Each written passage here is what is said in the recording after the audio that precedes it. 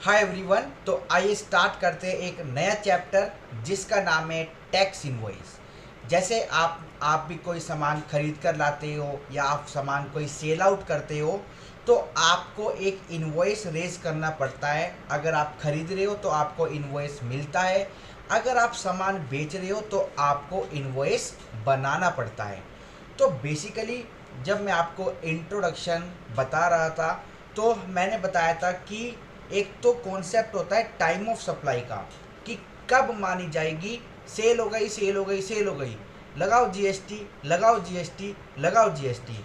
एक चैप्टर है tax invoice का, कि वो कौन सा पल होगा जहाँ पर सेलर को मैंडेटरी बेसिस पर इनवॉइस बनाना पड़ेगा। जैसे आपको पता है कि सामान उधार भी जाता है, पैसा एडवांस में भी आता है, ठीक है। सामान रिटर्न ऑन अप्रूवल बेसिस पे भी जाता है। सामान के अलावा हमारी सर्विसेज भी होती है, गैस लाइन सर्विस, हमारी डॉक्टर की सर्विस, किसी chartered accountant, cost accountant, company secretary की सर्विस, किसी हॉस्पिटल की सर्विस। तो गुड्स का केस हो, मतलब सप्लाई ऑफ गुड्स हो या सप्लाई ऑफ सर्विसेज हो, वो कौन सा पल होगा, वो कौन सा टाइम होगा जहाँ पर सप्लायर के ऊपर टैक्स इनवॉइस बनाने की जिम्मेदारी आ जाएगी। टैक्स इनवॉइस में क्या क्या चीज़ होती है मैंडेटरी, वो भी हम पढ़ेंगे। तो चलिए स्टार्ट करते हैं एक नया चैप्टर जिसका नाम है टैक्स इनवॉइस। ठीक है, चलिए तो शुरुआत करते हैं। मेरे साथ लिखना स्टार्ट करेंगे। बड़ा ही छोटा सा चैप्टर है। जैसे कि अब मैं आपको लाइव चैप्टर ये लिखवा रहा हूँ, उसके बाद आपको एक होमवर्क दिया जाएगा कि आपको ये अपनी बुक से भी एक बार रीड करना है। ठीक है, चलिए तो आइए एक बार शुरुआत करते हैं। ठीक है, चलिए यहाँ पे लिख देता हूँ मैं एक बार introduction.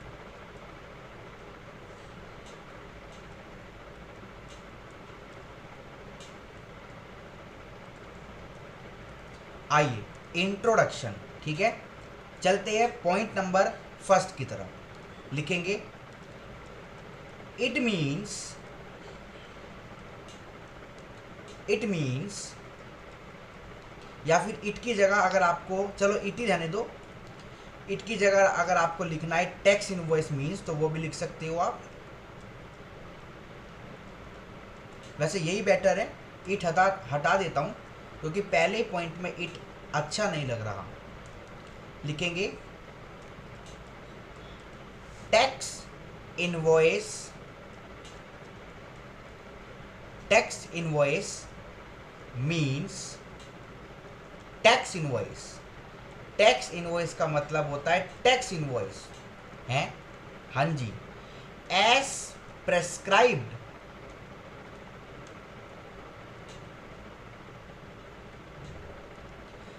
As prescribed in section number, in section number 31, section number 31 of CGST act 2017। अगर आपसे MCQ में पूछा जाए कि टैक्स इनवॉइस की डेफिनेशन कहाँ पर गिवन है, वैसे नहीं आते इतने डीप में क्वेश्चन, तो सेक्शन नंबर 31 CGST एक्ट 2017 में आपको टैक्स इनवॉइस की डेफिनेशन मिल जाएगी। ठीक है दोस्तों, चलिए चलते हैं सेकंड पॉइंट की तरफ। सेकंड पॉइंट क्या कहता है, tax invoice, tax invoice is needed only, only in respect of, only in respect of taxable supply,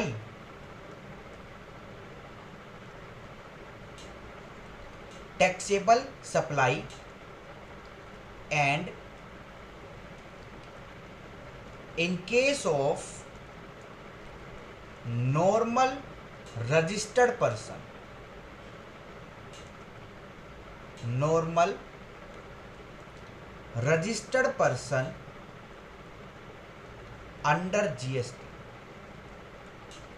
देखो अगर आप जो सामान बेचते हो या जो आप सेवाएं प्रदान करते हो वो आपकी एग्जम्प्ट है जीएसटी से, तो आपको बिल के ऊपर जो हेडिंग होता है वहाँ पर टैक्स इनवॉइस लिखने की ज़रूरत नहीं है। टैक्स इनवॉइस का मतलब है कि उस इनवॉइस में टैक्स का अमाउंट भी होना चाहिए, टैक्स का रेट भी होना चाहिए, टैक्सेबल वैल्यू भी होनी चाहिए और टोटल वैल्यू भी होनी चाहिए।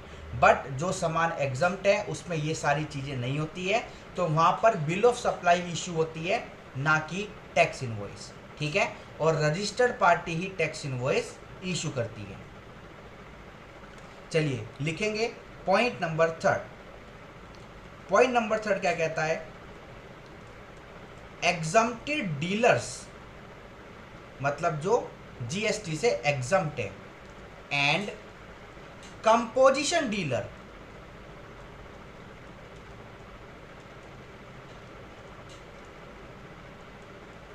हाँ जी, क्या लिखा हमने?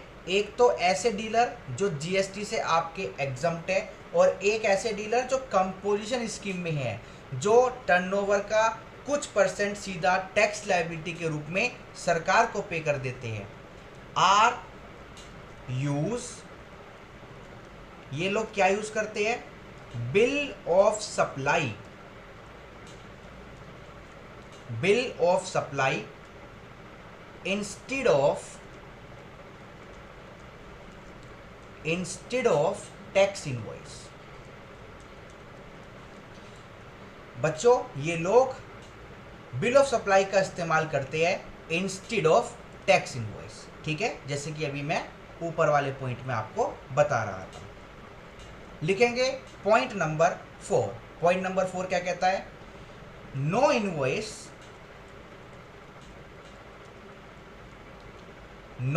इनवॉइस और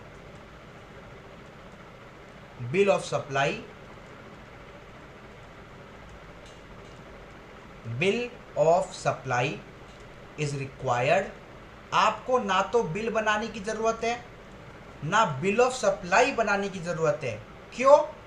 इफ़, यहाँ पे अगर मैं ग्रीन पेन से लिखते हैं, if the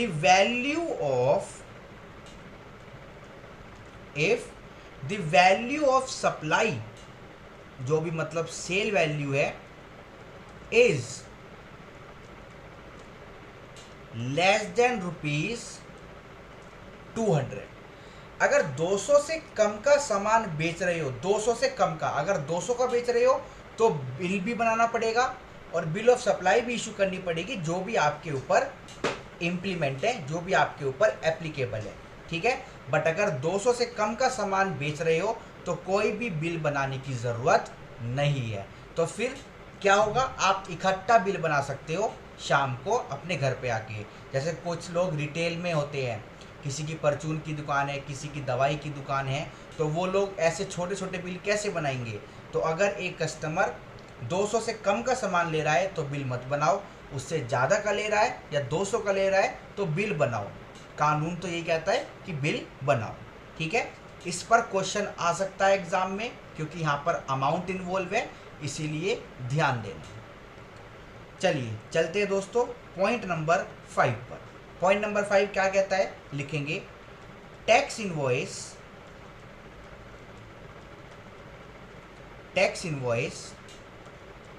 is necessary. Tax invoice is necessary in following two purpose. क्या वो दो मोटिव है टैक्स इनवॉइस को इशू करने के पीछे? आइए देखते हैं। लिखेंगे ए, इट इज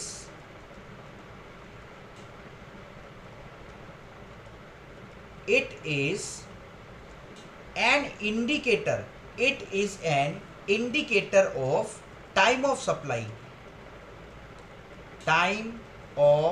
सप्लाई। दोस्तों कहने का मतलब है टाइम ऑफ सप्लाई का चैप्टर और टैक्स इनवॉइस का चैप्टर पैरेलली रन होगा। टाइम ऑफ सप्लाई क्या बताता है कि भाई सेल हो गई, और इनवॉइस क्या बताता है कि इनवॉइस बनाओ कब बनाना है। तो इनवॉइस जब बन जाता है तो वो ये भी बताता है कि सेल हो गई, सेल हो गई, सेल हो गई। ठीक है, तो ये इस बात का प्रूफ होता है।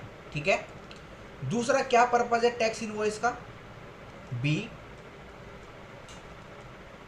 It is an evidence, it is an evidence for ITC purpose. भाई आप सामान खरीद कर लाए, आपको उसके इनपुट का फायदा लेना है, तो आपके पास इनवॉइस होना चाहिए। ठीक है दोस्तों, पॉइंट क्लियर है? चलिए आइए अब है ना एक अगले पॉइंट पर चलते हैं, एक अगली हेडिंग बनाते हैं जो कि बहुत ज़्यादा इम्पोर्टेंट है इस चैप्टर में। ठीक है, चलिए एक अगली हेडिंग बनाएंगे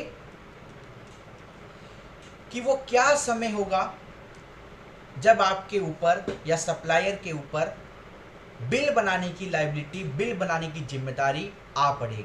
ठीक है, हेडिंग बनाएंगे time limit to issue,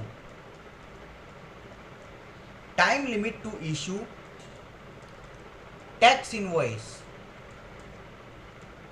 tax invoice, time limit to issue tax invoice. Tax invoice को बनाने की क्या टाइम लिमिट होगी? आइए एक एक करके लिखते हैं।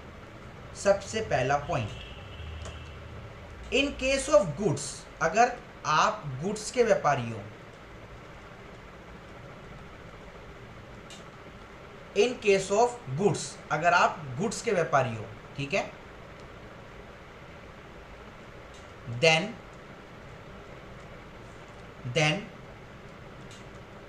टाइम शुड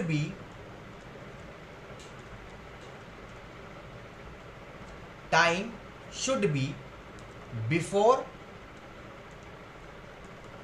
और at the time of removal of goods. आपकी दुकान से सामान उठने से पहले या उठने पर, उसके बाद नहीं, टैक्स इनवॉइस बन जाना चाहिए। ठीक है, चलिए ये हमारा क्या था? First. Second, in case of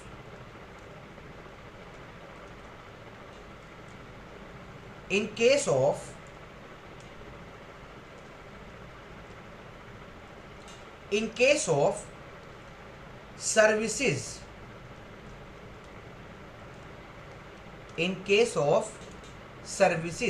services के केस में क्या होगा? लिखेंगे time should B,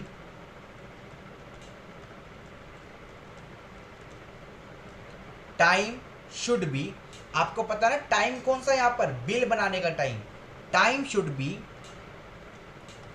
with in 30 days from the completion of services।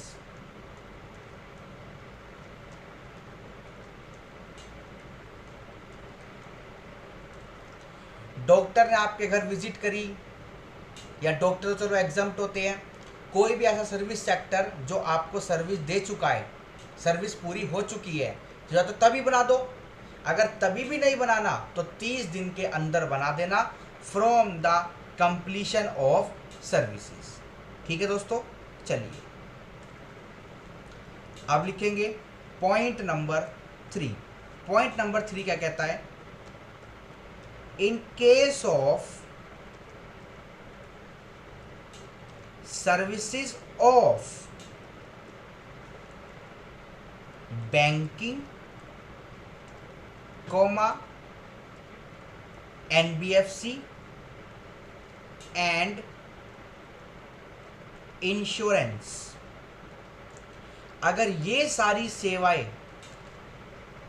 आप ले रहे हो, मतलब सप्लायर ये सारी सेवाएं दे रहा है, तो यहां पर जो ऊपर हमने 30 दिन लिखा है वो 45 डेज हो जाएगा। लिखेंगे time should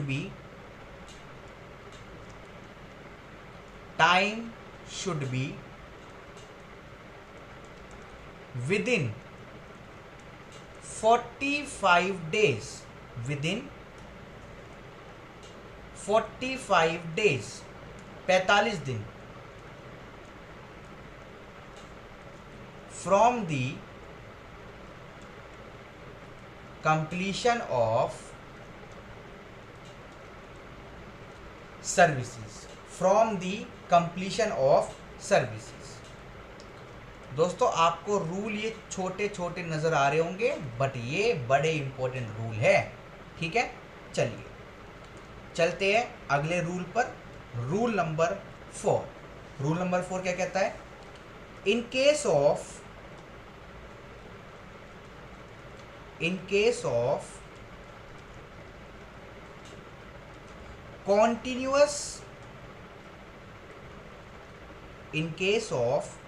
continuous supply of goods, जैसे अखबार वाला वो लगातार हर महीने हर दिन आपके घर पे न्यूज़पेपर देकर जाता है, ठीक है। अब वो न्यूज़पेपर देकर वो तो सुबह की सुबह चला जाता है बहुत जल्दी, अब वो बिल थोड़ी बनाएगा, तो उसके लिए क्या टाइम लिमिट है? आइए लिखेंगे यहाँ पर। टाइम लिमिट शुड बी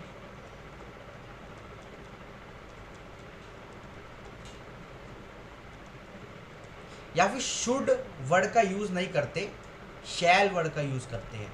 वैसे ऊपर भी शैल ही होना चाहिए, शैल, ठीक है। चलो ठीक कर लेना, या मैं कर देता हूं, दो ही है, शैल, ठीक है।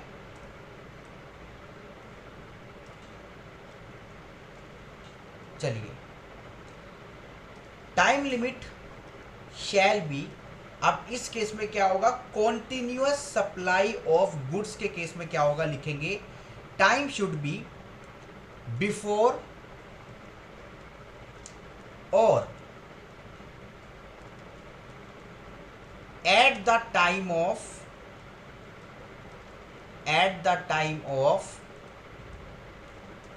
statement और पेमेंट, और पेमेंट को दूसरे कलर से लिखता हूं, थोड़ा हाईलाइटेड लगेगा, और पेमेंट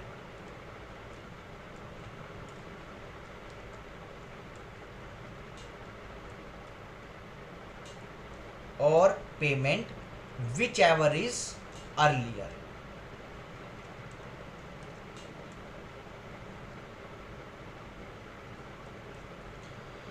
क्या मतलब है सर इसका? आइए आपको एक बार मैं बताता हूं इसका क्या मतलब है। पूरे महीने आपके घर अखबार आया, तो जब पूरा महीना खत्म हो गया, 1 तारीख को अखबार वाला आया स्टेटमेंट लेकर कि बाबूजी आपके घर मैंने 30 अखबार दिए, 3 रुपए का एक, ठीक है, न्यूज़पेपर है ये। तो बाबूजी आपके कितने रुपए हो गए? आपके कितने रुपए हो गए? 90 रुपए हो गए इस महीने के। तो स्टेटमेंट जनरेट हो गई। या तो स्टेटमेंट जनरेट होने से पहले या स्टेटमेंट जनरेट करने तक, मतलब या तो अप टू स्टेटमेंट डेट और पेमेंट डेट। जिस समय बाबूजी ने पैसा दिया, भाई बाबूजी को वो बता रहा है कि बाबूजी आपके 90 रुपये हो गए, बट अभी बिल नहीं बना के दिया, ठीक है, अभी बिल नहीं बना के दिया, और ना ही बाबूजी ने पेमेंट दी, बाबूजी ने पेमेंट भी न दी। जैसे जो स्टेटमेंट थी वो बन चुकी थी 1 तारीख को, फॉर एग्जाम्पल 1 जून को स्टेटमेंट बन गई थी। बाबूजी ने पेमेंट जो करी वो पेमेंट करी 10 जून को। तो क्वेश्चन आपसे पूछेगा बताओ कि इनवॉइस बनाने की टाइम लिमिट क्या थी? तो दोस्तों इन दोनों में अर्लियर क्या है? इन दोनों में अर्लियर है 1 जून। तो आपको क्या लिखना है क्वेश्चन में कि टाइम लिमिट थी 1 जून, 1 जून तक या 1 जून से पहले इनवॉइस बन जाना चाहिए था, ठीक है। अब अगर पेमेंट डेट थी 1 जून और जो स्टेटमेंट डेट थी कहाँ गई मेरी, ये रही, वो थी 10 जून। तो इन दोनों में अर्लियर क्या है, कहने का मतलब बाबूजी ने पेमेंट जल्दी कर दी। तो बाबूजी ने अगर पेमेंट जल्दी कर दी तो इनवॉइस भी आपको 1 जून को बनाना है, इनवॉइस डेट। समझे दोस्तों, क्लियर है? चलिए अब मैं एक बार जरा इसको रब कर देता हूँ, वरना यहाँ पे थोड़ा कंजस्टेड हो जाएगा। आप इसको नोट कर लेना और इसके बाद हम चलते हैं अगले केस पर।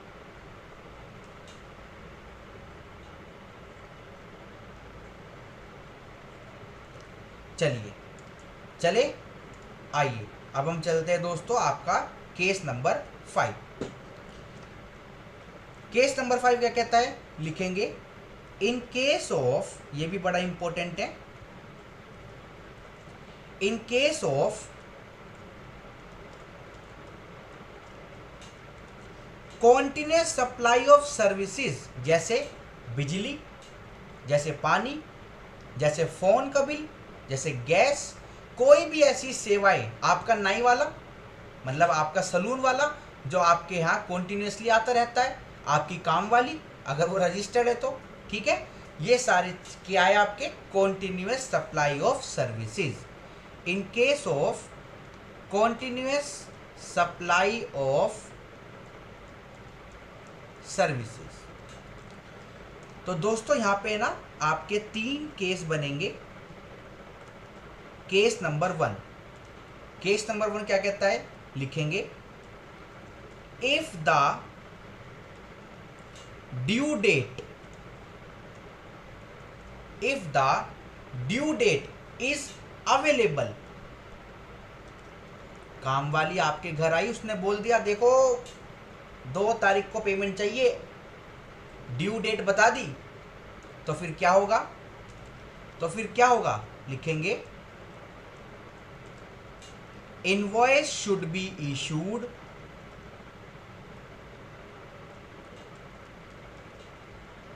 या शुड बी की जगह शैल बी ही लिखना ठीक है, शैल बी इशूड ऑन और बिफोर, मतलब ड्यू डेट तक या ड्यू डेट से पहले काम वाली बाई को बिल बनाकर देना पड़ेगा, इलेक्ट्रिसिटी विभाग को बिल बना के देना पड़ेगा। आप बिजली का बिल देखो मेरे सामने ही रखा है, ड्यू डेट इस पे क्या होती है, देखो आपको मैं यहाँ से दिखा देता हूँ।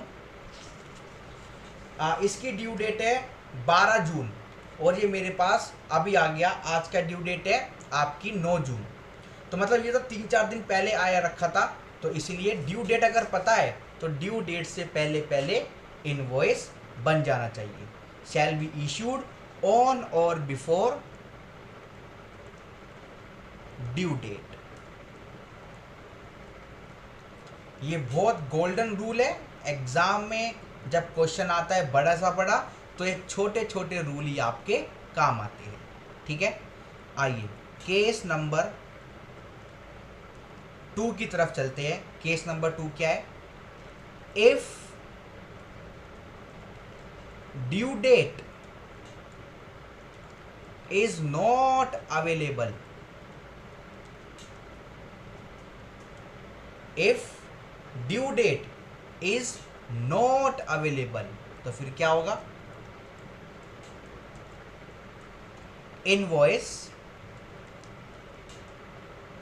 शैल be issued, invoice shall be issued before और at the time of payment. Due date नहीं पता तो पेमेंट करने से पहले या पेमेंट वाली डेट पर जब भी आपके घर काम वाली बाई आके खड़ी हो जाए, लाओ पैसा, तो जब आप पैसा दोगे आप कहोगे ला इनवॉइस, ठीक है।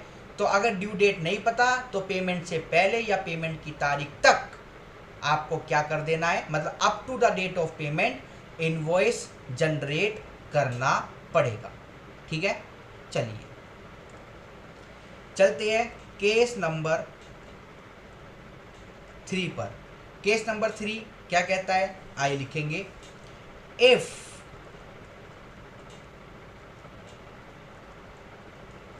if payment is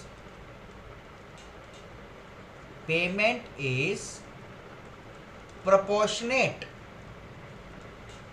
payment is proportionate to an event, to an event। Holi मिलन जब हो जाएगा तब पेमेंट मिल जाएगी, किसी घटना पे निर्धारित है पेमेंट, तो फिर क्या होगा? ठीक है, लिखेंगे इस केस में ऐसे करके लिख देता हूं, लिखेंगे invoice shall be issued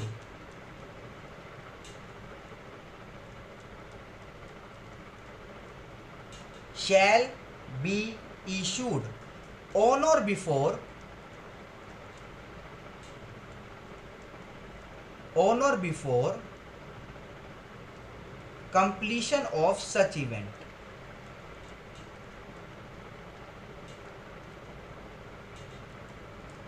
on or before completion of such event। तो ये तीनों केस थे किसके? कॉन्टिन्यूस सप्लाई ऑफ सर्विस के। एक बार ध्यान से देख लो, फिर हम एक बार आगे चलते गए। ठीक है, चलिए।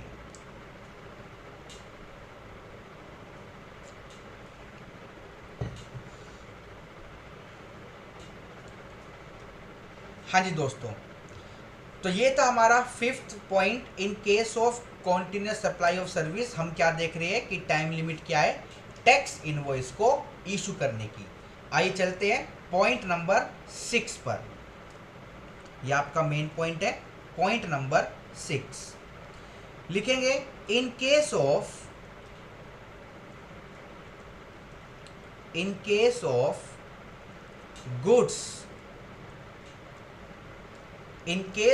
Goods Saint on approval basis. आप ऑर्डिनरी साड़ी वाले से साड़ी ले आए कि मम्मी को दिखा लेता हूँ, फिर बता दूंगा क्या करना है, पसंद आ गई तो ठीक है, वरना नहीं। तो जो दुकान वाला है उसके ऊपर क्या ऑब्लिगेशन है इस केस में?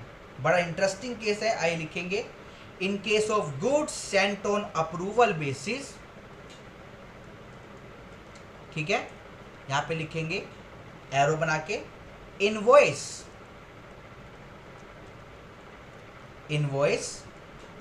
shall be issued, invoice shall be issued before or at the time of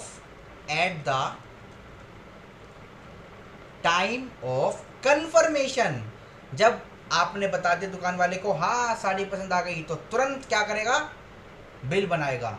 eight the time of confirmation. अभी बात पूरी नहीं हुई, इसमें एक और ट्विस्ट है। कंफर्मेशन बाय बायर, कंफर्मेशन तो बायर ही देगा ना। इसमें एक और ट्विस्ट है। ट्विस्ट क्या है? कंफर्मेशन बायर क्या 10 साल में देगा या 5 साल में देगा, 1 साल में देगा? मतलब बायर के ऊपर भी तो कुछ टाइम लिमिट होनी चाहिए ना, समझे? वरना सेलर तो क्या देगा?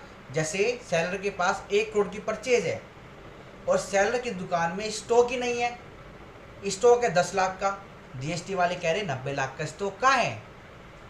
अगर आपने सेल दिखाई होती तो सेल के बिल होने चाहिए थे, आप कह रहे हैं वो तो सेंट ऑन अप्रूवल बेसिस पर गए हैं। तो कब तक गए हैं? कब तक वेट करेंगे हम? तो आईएएस में एक और पॉइंट लिखेंगे, मतलब आपको 2 डेट कंपेयर करनी है। एक तो कंफर्मेशन वाली डेट और दूसरी डेट यहां पे क्या है? और अपॉन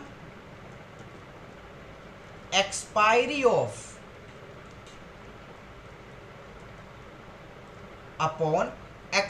ऑफ 6 मंथ्स। 6 मंथ्स कहां से? जब वो साड़ी उठकर गई फ्रॉम रिमूवल ऑफ गुड्स, ठीक है, comma which ever is earlier,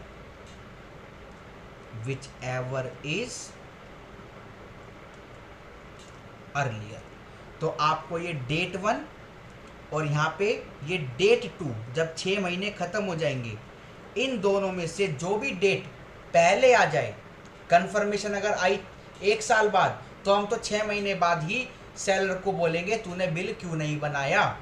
ठीक है, चलिए आइए अब हम चलते हैं आगे।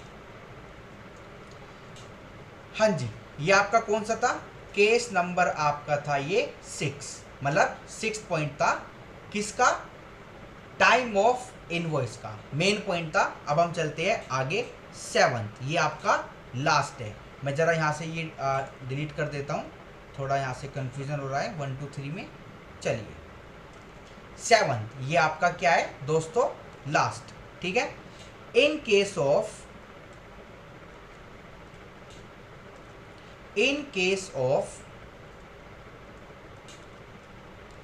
Services, in case of services getting stopped without completion,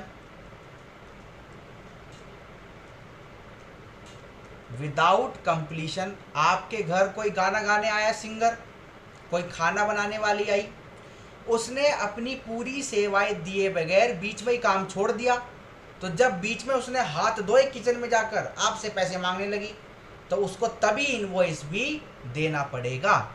ठीक है, लिखेंगे यहाँ पे इनवॉइस शैल बी